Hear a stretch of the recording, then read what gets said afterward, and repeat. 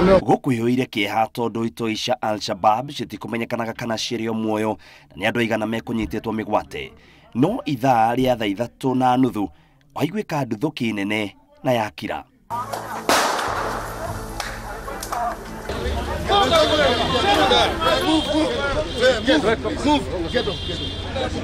If one understands where we've come from in this building and understands the structure of this building and understands the number of Kenyan civilians who are inside working and even foreigners, one would understand that it needed meticulous work. Na thutha wa kahinda kanini andiki a mohoro meru ito icio ni cianinwo. We are so grateful. This operation has come to an end and we have achieved the objective of ensuring that we secure our people. This operation, the government will be the one to close it, but from a humanitarian perspective, there's nothing more for us to do out there. Ni wira uria urutitwo ni mbutuni kuma mwena wa borithi hamwe na jeshi aria maraire makihonokia andu mukawa-ini ucio na mundu wa mwisho auma mutumia uyu uria kurerekana ni umwe wa aria marari na biashara mukawa-ini ucio.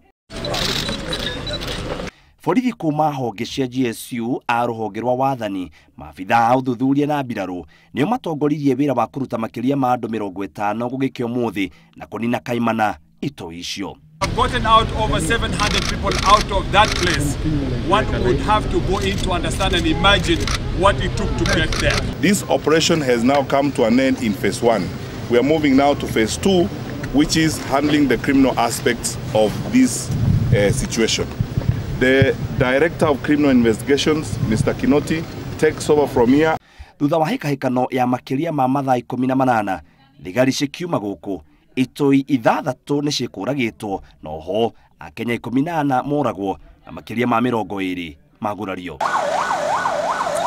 Ni wira muritu uria ukoretwo kirutwo ni maabitha borithi thiini wa mucii uyu na riu magakiuga wira uyu ni maurikitie na uria utigarite ni maabitha DCI mambie uthuthuria wao. Ngiribotera Inooro TV gitagwo Mwitereri wa Wangari.